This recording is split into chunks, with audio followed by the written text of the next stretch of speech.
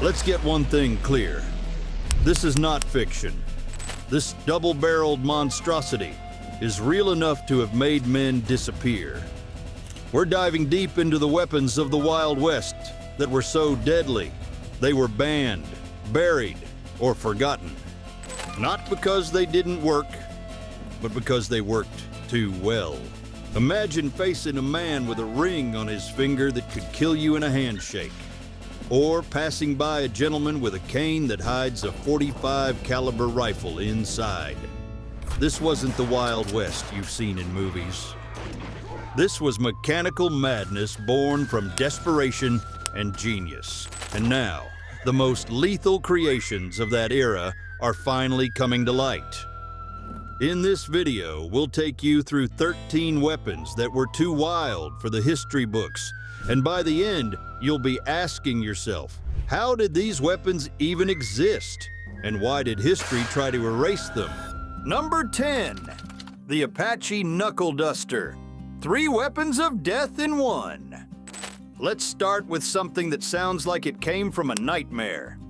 Picture a weapon that's simultaneously a revolver, a knife, and brass knuckles, all folded into one compact instrument of close quarters carnage.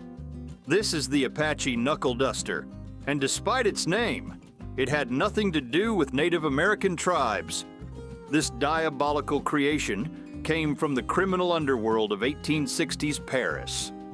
But it found its way to the American frontier, where desperate men needed every advantage they could get. The Apache wasn't designed for honorable duels at high noon. It was built for the kind of dirty, brutal fighting that happened in back alleys and dark corners. The revolver portion held 6 pinfire cartridges. But here's the terrifying part. It had no barrel. The bullets were fired directly from the cylinder, creating a spray of death that was impossible to aim accurately, but devastating at arm's length. When the gun ran empty, the user could fold out a 3-inch blade that transformed the weapon into a vicious fighting knife. And if that wasn't enough, the entire frame served as brass knuckles that could crush a man's skull with a single punch. But here's what history doesn't tell you. The Apache became the favorite weapon of confidence men and assassins who needed to carry death hidden in plain sight. The compact design meant it could disappear completely inside a coat pocket, making it invisible until the moment it was needed to kill.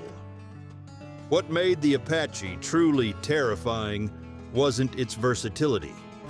It was the kind of men who carried it. These weren't cowboys or lawmen. They were predators who hunted human prey in the growing cities of the frontier. As deadly as this 3-in-1 killer was, the next weapon took concealment to an entirely different level. We dug through criminal records to find this 3-in-1 killer. You now know about a pocket assassin most people will never hear about. Subscribe for more buried secrets. Number 9, the cane gun. Death disguised as disability. Now imagine a weapon so perfectly disguised that it could fool anyone, even the man about to die from it. The cane gun represents one of the most sinister innovations in frontier weaponry. A fully functional firearm hidden inside what appeared to be a gentleman's walking stick. Picture this scenario. A well-dressed man enters a poker game. His ornate walking cane resting innocently against his chair. Other players see a refined gentleman, perhaps someone with a slight limp or the affectations of wealth. They have no idea they're sitting 3 feet away from a weapon that could blow a hole through a silver dollar at 20 paces. The cane gun's construction was a masterpiece of deadly deception. The shaft contained a rifled barrel, usually chambered for powerful rounds like .44 or .45 caliber. The handle concealed the firing mechanism, triggered by a hidden button or twist of the grip. Some models even included a fold-out stock that transformed the cane into a short rifle with devastating accuracy. But here's what makes the cane gun truly diabolical. it was the perfect assassin's weapon. While other guns announced their deadly purpose with size and weight, the cane gun hid in plain sight among the tools of civilization. A man could carry one into banks, saloons, courtrooms, anywhere weapons were forbidden, and no one would suspect a thing. The psychological impact was enormous. When word spread that cane guns existed, every walking stick became suspect. Suddenly, the elderly gentleman in the corner, the distinguished banker, the well-dressed stranger, any of them could be carrying death disguised as respectability. The cane gun's legacy of hidden death pales in comparison to what comes next, a weapon that didn't even need a human hand to pull the trigger, yet could execute with the cold precision of a mechanical executioner. Number 8. The burglar alarm gun. Your house as a weapon. Here's something that will change how you think about home security forever.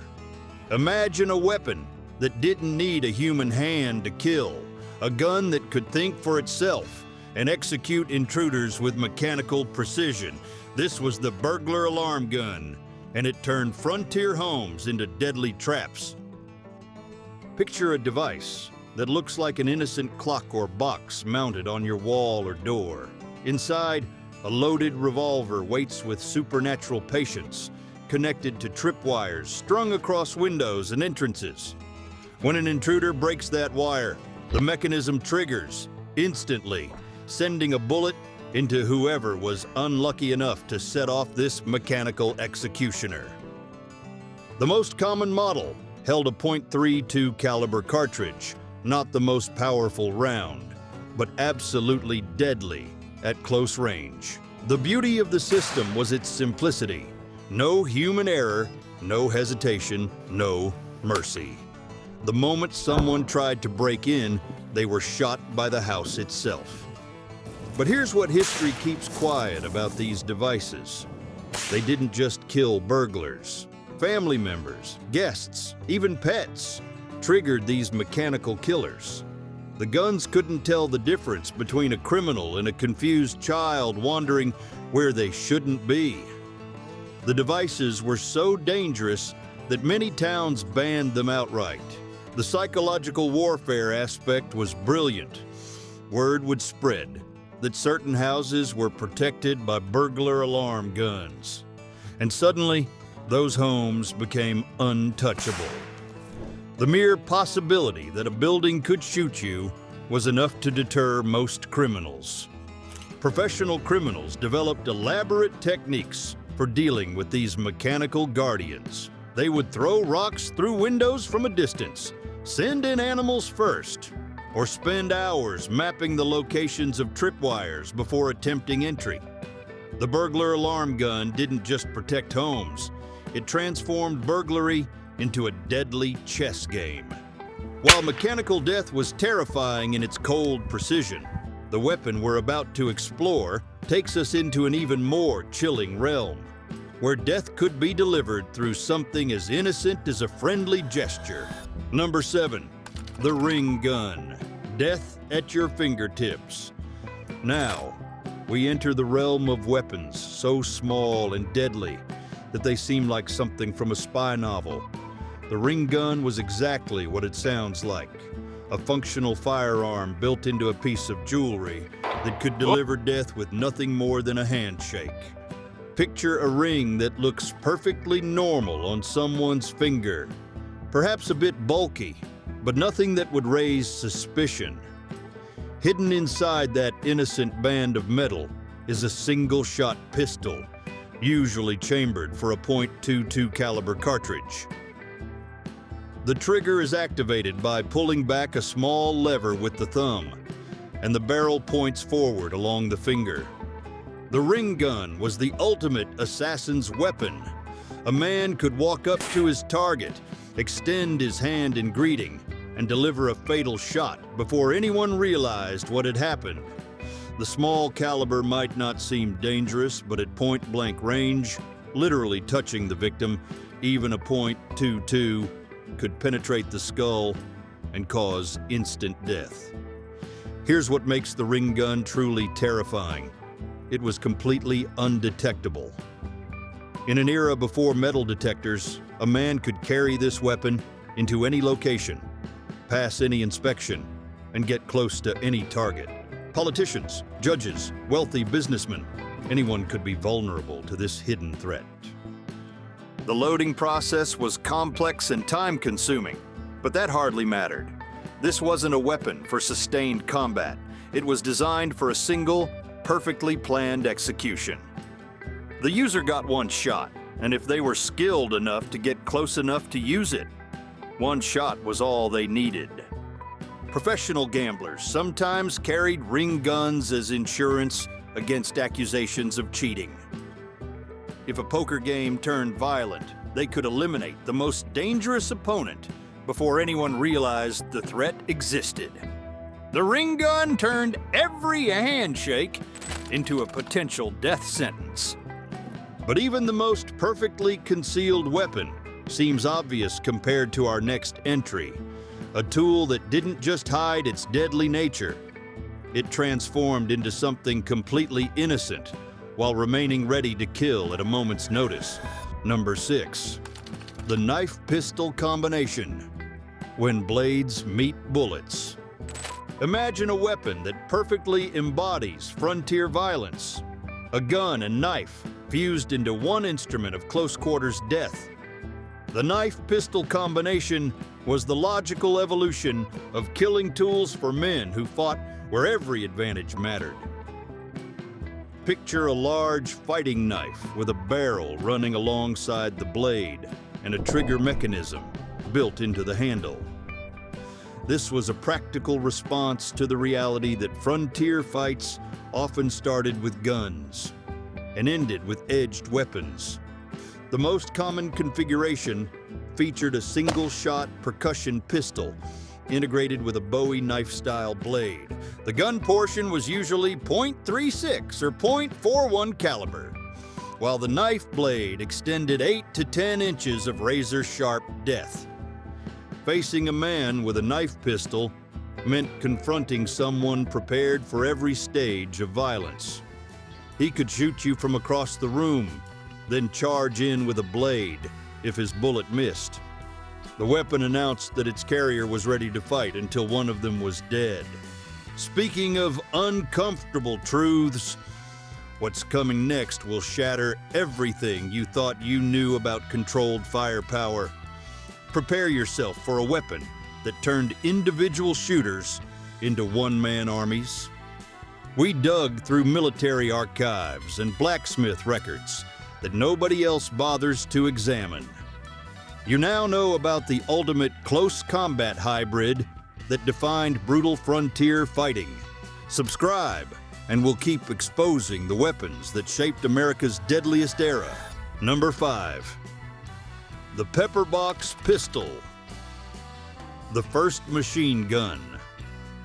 Before machine guns existed, there was the pepperbox pistol, a weapon that could spit death faster than anything else on the frontier. This wasn't just a revolver with more barrels. It was a completely different approach to dealing death. Picture a pistol with 4, 5, or 6 barrels clustered together like a pepper grinder. Each barrel held its own charge and bullet, and the entire assembly rotated with each trigger pull. There were no fancy mechanics, no elaborate cocking hammers, just raw rotating steel. A skilled shooter could empty all barrels in mere seconds, creating a storm of lead before most men even got their second shot off.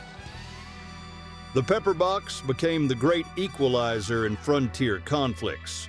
While most men carried single-shot weapons that required careful aim, reloading, and a steady hand, a man with a pepperbox could rely on sheer volume. Accuracy wasn't the point. Overwhelming firepower was. It was the ideal weapon for chaotic saloon fights, back alley ambushes, and stagecoach holdups. You didn't need to be a marksman. You just needed the nerve to pull the trigger and keep spinning the barrels. But here's what history doesn't always tell you. Pepperboxes were notorious for killing the wrong people. The rapid fire and wild spread meant that innocent bystanders were often hit alongside intended targets. One man could turn a personal grudge into a public bloodbath.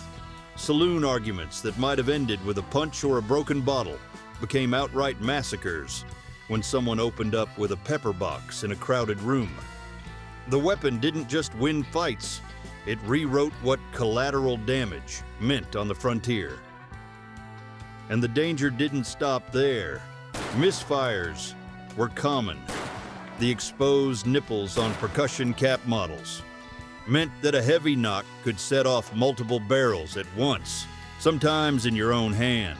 It was the price you paid for carrying hell in your holster. Still, for all its flaws, the pepperbox was a symbol of raw, untamed firepower. It was a weapon of desperation, chaos, and fear, perfect for a world where law was flexible and survival was the only rule. But even the pepperbox's unpredictable storm of lead seems almost rational compared to the mechanical madness we're about to uncover next. A weapon that didn't just fire bullets, but played deadly music with men's lives. Number 4, the harmonica rifle, death in musical harmony. Now we encounter one of the most bizarre and terrifying weapons ever created. A rifle that loaded ammunition from what looked like a giant harmonica. This wasn't a novelty. It was a serious attempt to create devastating firepower that could keep shooting long after other weapons fell silent. Picture a rifle with a rectangular magazine that slides horizontally across the top of the action, looking exactly like an oversized harmonica. Each note in this deadly instrument was actually a chamber loaded with powder, ball, and percussion cap. The shooter would slide the magazine by hand after each shot, bringing a fresh round into alignment with the barrel. The harmonica rifle typically held 10 to 15 shots, an enormous advantage in an era when most rifles were single-shot muzzle loaders. A man with a harmonica rifle could engage multiple enemies, maintain sustained fire in a siege, or hunt dangerous game without the deadly pause required to reload. But here's where the harmonica rifle becomes truly terrifying. Chain firing. The heat and sparks from one chamber could ignite adjacent chambers, causing multiple rounds to explode simultaneously. This could destroy the weapon, maim the shooter, or send bullets flying in random directions. Using a harmonica rifle was like playing Russian roulette with every shot. The weapon was particularly favored by men who faced multiple attackers, frontier lawmen defending isolated towns, settlers fighting off raids, or hunters pursuing dangerous predators that might require several shots to drop. The harmonica rifle gave them firepower that could mean the difference between survival and annihilation. Jonathan Browning, father of the legendary John Moses Browning, created some of the most effective harmonica rifles. His versions included safety features to prevent chain firing, but the risk was always there. Every shot was a gamble that the weapon wouldn't explode in the user's hands. The psychological impact was significant. Enemies who faced a man with a harmonica rifle knew they weren't just fighting one shooter. They were facing sustained, continuous fire that could keep coming round after round. It changed the entire dynamic of frontier combat. But if you think mechanical unpredictability is frightening, brace yourself for our next revelation. A weapon so advanced, it seemed to come from the future, yet so flawed, it became a mechanical nightmare. Number 3, the volcanic pistol, the gun that ate itself. Here's a weapon so advanced and so dangerous that it represents both the peak of innovation and the depths of mechanical terror. The volcanic pistol was supposed to revolutionize handguns, but instead it created a weapon that was almost as likely to kill its user as its target. Picture a lever-action pistol that could fire multiple shots without reloading, a remarkable innovation for the 1850s. The Volcanic used revolutionary rocket ball ammunition, bullets with the powder charge built right into the projectile itself. No separate cartridge case, no external percussion cap. Everything needed to fire was contained in the bullet. The weapon's lever action was smooth and fast. A skilled shooter could work the lever and fire almost as quickly as a modern semi-automatic pistol. The tubular magazine held 8 to 10 rounds, giving the user firepower that was unimaginable for its time. This should have been the perfect frontier weapon, but here's where the Volcanic becomes a nightmare.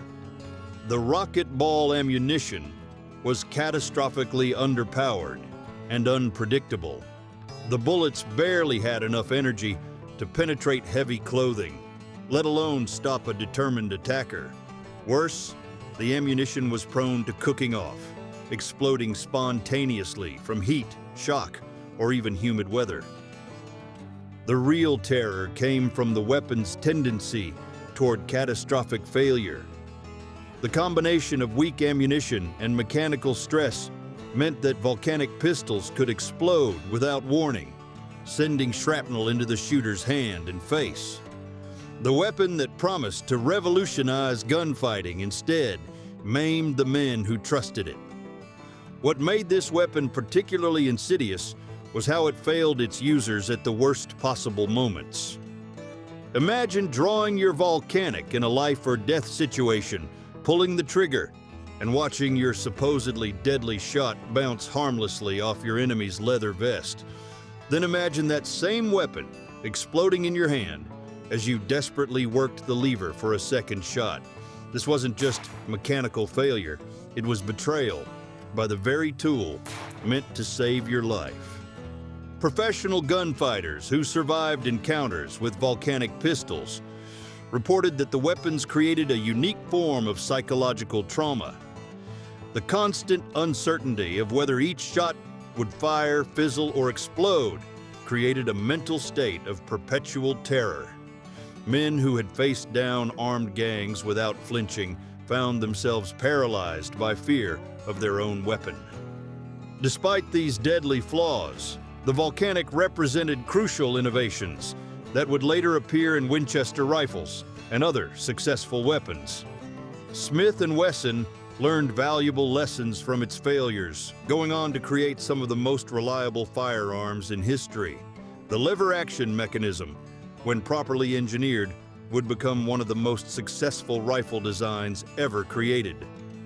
But the Volcanic's legacy isn't just about mechanical innovation. It's about the price of being first. The men who carried these weapons were beta testers for technology that wasn't ready for the deadly realities of frontier life. The few surviving examples of volcanic pistols tell a grim story. Most show signs of catastrophic failure, cracked frames, blown-out cylinders, and metal fatigue that speaks to weapons pushed beyond their limits. These aren't just broken guns. They're monuments to the men who died trusting in untested technology. Number 2, the duck's foot pistol, the crowd killer. Imagine a weapon designed not to kill one man, but to massacre everyone in front of it. The duck's foot pistol earned its name from its distinctive design, multiple barrels spreading out from a central grip like a waterfowl's toes. This wasn't meant for dueling, it was built for killing groups. Picture a pistol with 4, 5, or 6 barrels arranged in a fan pattern. When fired, all barrels discharged simultaneously, creating a spread of bullets that could cover an area 20 feet wide. No aiming was required. The weapon turned any shooter into a one-man firing squad. The duck's foot became the terror of naval warfare, where boarding parties faced enemies in confined spaces. Pirates and naval officers used these weapons to clear enemy decks with a single devastating volley. The psychological impact of seeing multiple muzzles pointed in your direction was often enough to end conflicts before they started. But here's what history keeps quiet. Duck's foot pistols were equally popular with prison guards and bank security facing multiple attackers. The weapon turned crowd control into mass execution. One guard with a duck's foot could stop a riot instantly, though the cost in human life was horrific. The loading ritual of a duck's foot pistol was both methodical and terrifying. Each barrel required individual attention, measuring powder, ramming down the ball, placing the percussion cap. The process took considerable time, but once loaded, the weapon held enough destructive power to clear an entire room. The user knew that when they pulled that trigger, multiple lives would end simultaneously. Professional criminals of the era developed specific tactics for dealing with Duck's foot-armed opponents. They learned to spread out, making it impossible for the wide shot pattern to catch them all. Some gangs would sacrifice one member as a distraction, knowing that once the duck's foot fired its single devastating volley, the defender would be helpless while reloading. The moral weight of carrying a duck's foot was enormous. This wasn't a weapon for precise justice or careful self-defense. It was an instrument of wholesale slaughter that made no distinction between guilty and innocent. Bank guards who used Duck's foot pistols often reported nightmares about the civilians they'd killed, alongside the robbers they'd intended to stop. The weapon's indiscriminate nature made it perfect for certain situations, but morally problematic for others. Ship captains facing mutinous crews appreciated the duck's foot's ability to end rebellion instantly. Prison wardens used them to maintain order among violent inmates, but frontier sheriffs often avoided them, preferring weapons that could distinguish between criminals and bystanders. What made the duck's foot particularly terrifying was its finality. When someone pointed a conventional pistol at you, there was always hope. They might miss, hesitate, or show mercy. When facing a duck's foot, there was only the certainty that someone in your vicinity was about to die, and the fervent hope that it wouldn't be you. Number 1, the turret revolver, the gun that pointed at everyone. Now we encounter one of the most dangerous weapons ever created. Not because it was so effective against enemies, but because it was almost guaranteed to kill its own user.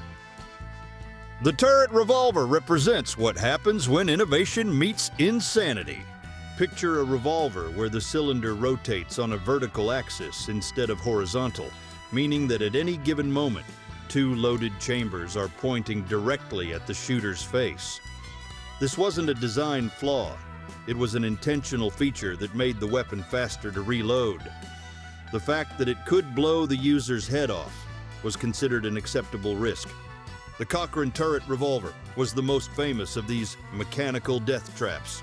It held 7 shots in a horizontally mounted cylinder, but after each shot, the user had to manually rotate the cylinder to bring the next chamber into alignment.